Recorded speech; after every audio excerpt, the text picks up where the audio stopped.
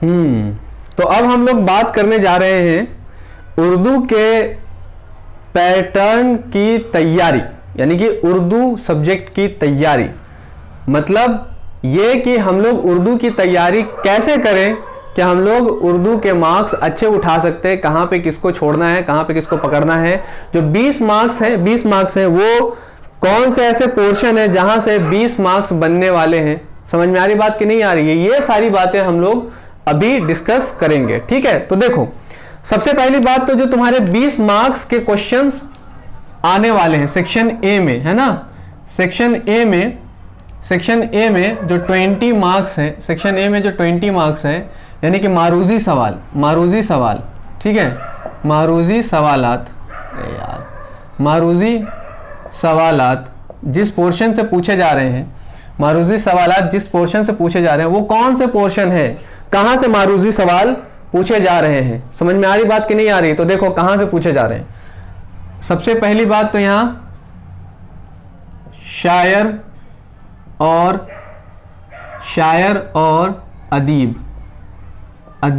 अदीब कहो या इससे कहो मुसन्निफ, है ना, मुसन्निफ, ठीक है। मतलब शायर और लेखक की हालाते जिंदगी से और शायर और अदीब की हालाते जिंदगी से और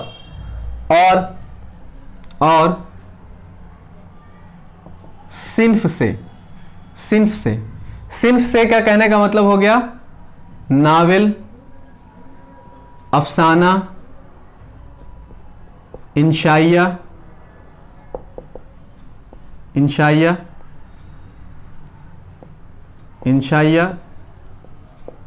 नज्म, गजल, रुबाई। अब इनसे क्या होगा? देखो, हालात जिंदगी में तो हम लोगों को समझ में आ रहा है कि शायर और अदीब यानी मुसन्निफ के हालात जिंदगी जो है उनसे किस तरह के सवाल करेंगे ये लोग। जैसे मान लो कि फैज़ अहमद फैज़ है, तो फैज़ अहमद फैज़ के बारे में ये पूछ सकते हैं कि फैज़ अहमद फैज़ का पूरा नाम क्या है, या फैज़ अहमद फैज़ की पैदाइश कहाँ हुई है, फैज़ अहमद फैज़ की पैदाइश किस सन में हुई है, ठीक है। फिर रईसुल मुतगज़्ज़लीन किसे कहते हैं? आ रही बात समझ में कि नहीं आ रही है? ठीक है। तो इस तरह के सवाल आपसे करेंगे। तो इसका जवाब आप दे सकते हैं। तो कब देंगे आप इसका जवाब? जब आपने अपने शायरों या अपने अदीबों की हालाते जिंदगी को बहुत अच्छी तरह से पढ़ा है। आ रही बात समझ में ना? ठीक है। उनके कारनामों को पढ़ा है। कारनामे का कहने का क्या मतलब हो गया? उनके कारनामे यानी उनकी रचनाएं, है ना। कारनामे को आप लोग क्या समझेंगे? कारनामे मीन्स क्या? कारनामे कहो, रचना कहो, रचनाएं, ठीक है। कारनामे या रचनाएं मतलब कि उन्होंने कौन कौन सी किताबें लिखी है, उनकी किताबों के क्या नाम है।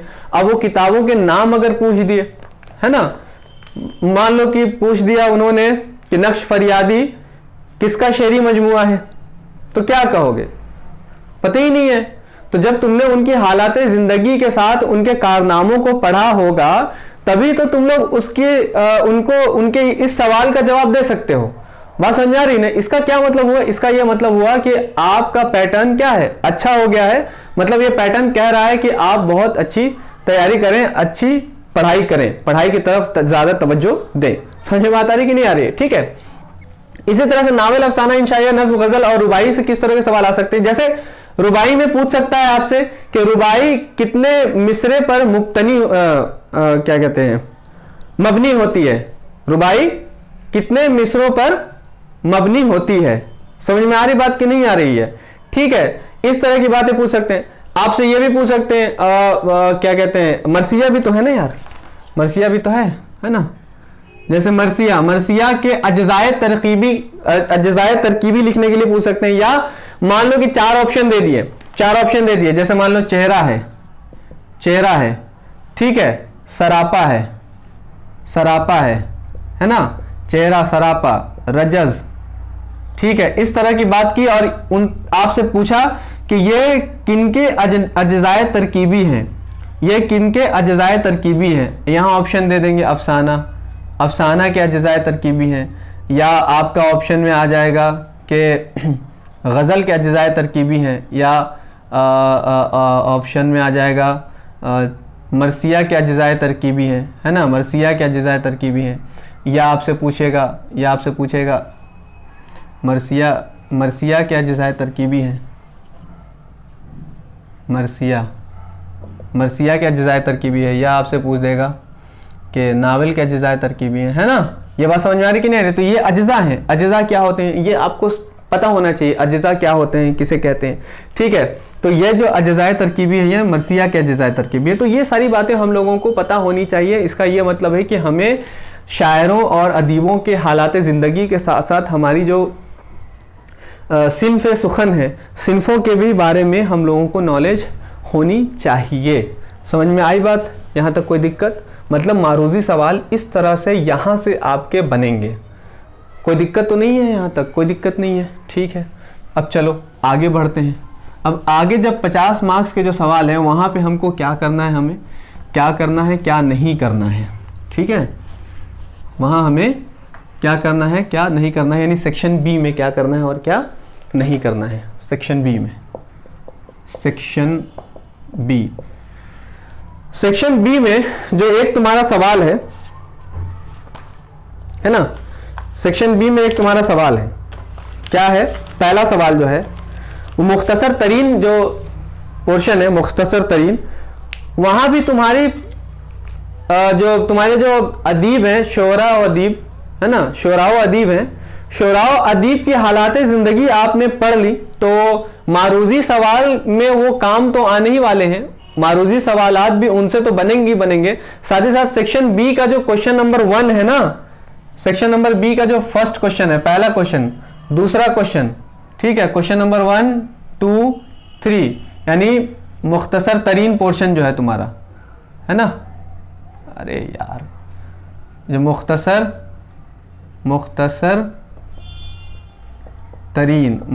तरीन जो सवालात हैं, मुख्तसर तरीन सवालात हैं, यहाँ से भी किससे आएंगे? यहाँ भी शायरों अदबा से पूछे जाएंगे। अदबा यानी अदीब की जमा है अदबा, ठीक है। बात क्लियर हो गई?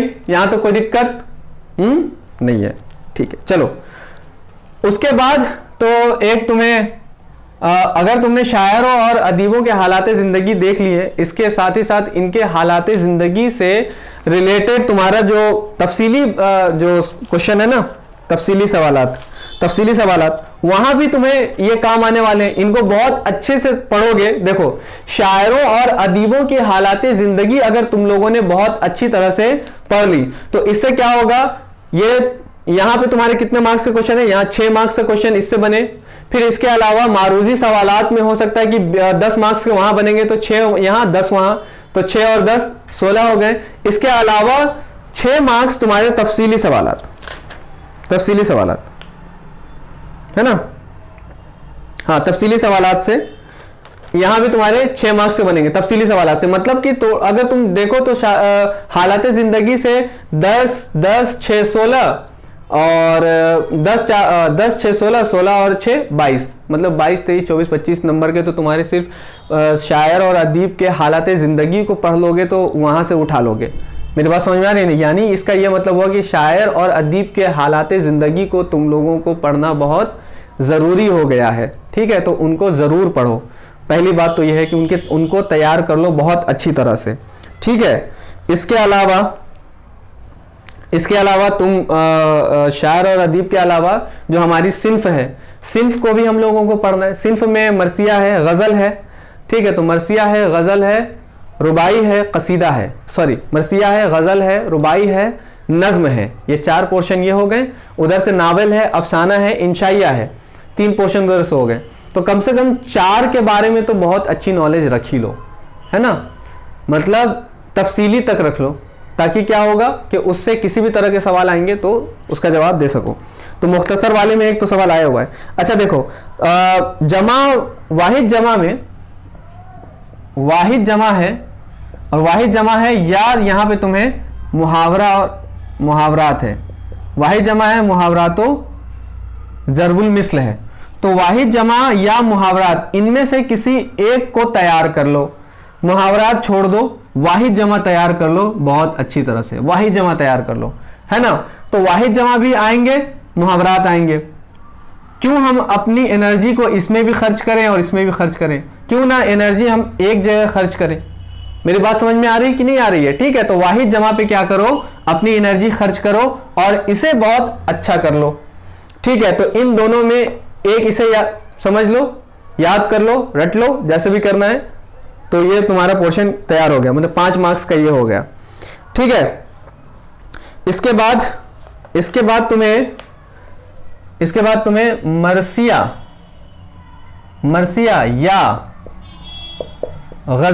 मरसिया या गजल की तशरीह करनी है। मरसिया या गजल की तशरीह करनी है, मतलब इन दोनों में किसी एक की तशरीह करनी है। तो देखो, गजल की अगर तशरीह करोगे तो 3 गजल के शेर हैं, 3 शेर को तुम्हें पढ़ना पड़ेगा। मतलब अलग अलग गजल है ना, और वो भी अलग अलग गजल के वो शेर जो होंगे वो कौन से आएंगे ये हमें पता नहीं है। ठीक है, तो उसमें दिक्कत होगी। अलग अलग गजल के शेर की तशरीह करना थोड़ी सी दिक्कत होगी। और यहाँ मरसिया है और एक मरसिया पढ़ना है, और एक मरसिए के सभी बंद को क्या करो, अभी बहुत सारे बंद नहीं है, चंद बंद है, तो चंद बंद के अलग अलग बंद जो हैं उनकी तशरीह कर लो, है ना। उसे मैं करवा दूंगा, तो उसकी तशरीह हम लोग कर लेंगे। उसकी तशरीह कर लेंगे तो उससे क्या होगा कि हमें इनमें और इनमें, इन दोनों में किसी एक की तशरीह करना है। तो फिर हमें क्या होगा कि इसकी एनर्जी हमारी बच जाएगी और इसको तैयार हम लोग बहुत अच्छी तरह से कर लेंगे। मतलब ये नहीं करना पड़ेगा, ये नहीं करना पड़ेगा, ये कर लेंगे और ये कर लेंगे। ठीक है, ज्यादा बंद नहीं है, इसके चंद बंद हैं, उन्हीं बंद को हम लोग क्या करेंगे, बहुत अच्छी तरह से तशरीह उसकी करेंगे ताकि उसका आंसर हम लोग बहुत अच्छी तरह से लिख सकें। समझ में आ गई बात? ठीक है, किसको छोड़ना है किसको पकड़ना है, समझ में आ रही बात ना? ठीक है, इसके बाद 7 तो सनत है। इसके बाद हम लोगों को पढ़ना, क्वेश्चन का जवाब देना है। सनत है, सनाते हैं, सनाते या तशरीह, या शेरों की तशरीह, या शेरों की तशरीह, है ना, या शेरों की तशरीह,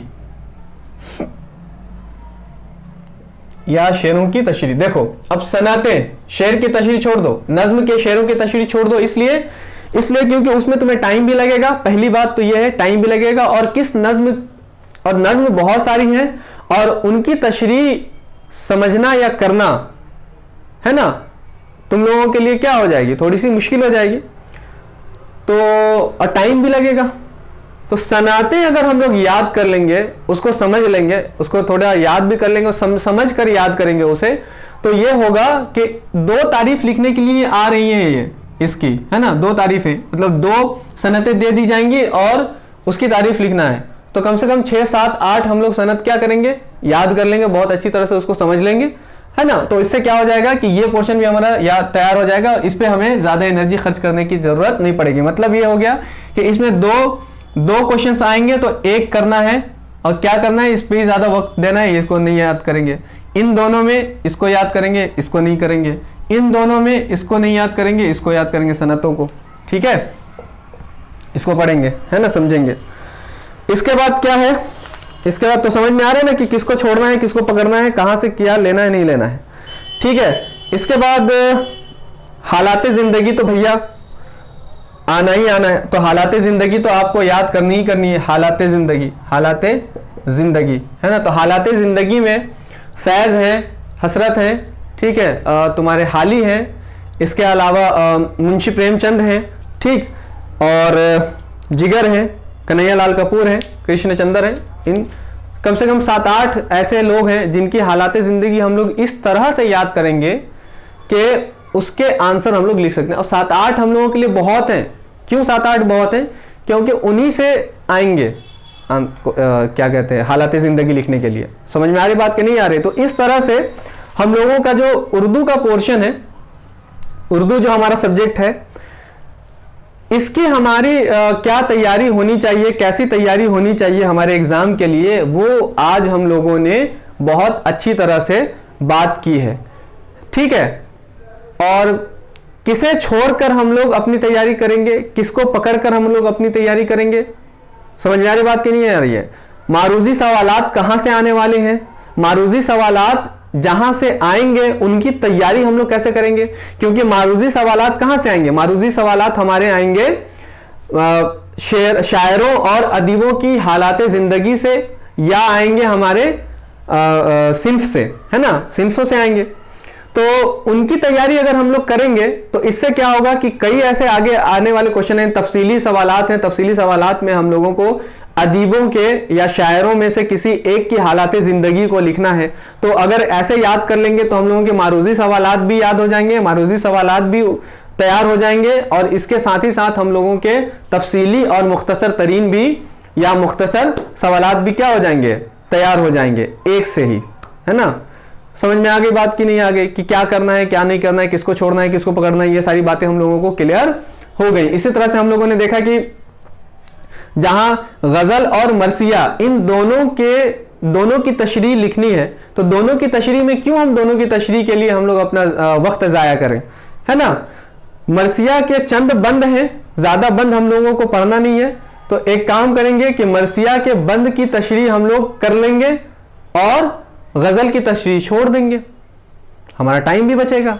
इसी तरह से नज्म और सनतें, इनको लिखना है, नज्म की तशरीह या हमें सनतों में से किसी एक को लिखना है। तो देखो, सनतों में 2 सनत लिखनी है, 2 की तारीफ करनी है, तो सनत पे हम लोग ज्यादा टाइम दे देंगे और नज्म छोड़ देंगे।